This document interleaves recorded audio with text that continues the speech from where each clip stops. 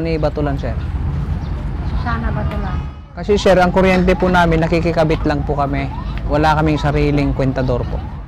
Kasi po, hindi kami maka-apply sir, kasi ganito yung bahay namin. Hindi naman kami papasa sa Meralco. Yun nga po, yung dahilan sa bahay po, kasi yung Meralco, kailangan nila yung ano ng bahay, may lababo, may CR na sarili, ganun yun sir. Mga magkano ang average na kuryente na binabayaran? 25 per kilowatts po kami. Ewan ko lang po sa Meralco sir, nasa 15 lang po ata eh. Ang per month namin sir, nasa 2.5 monthly po. Kasi wala na kaming gaanat ano trabaho sir.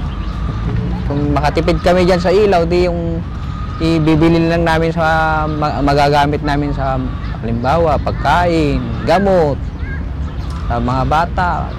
Ganun lang sir.